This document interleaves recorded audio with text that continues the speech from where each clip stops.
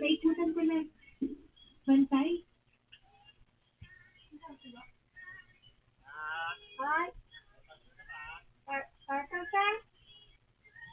Parang na ito, tulog-uro. Dali lang. Ang laki. Ang ganda ng bahay mo.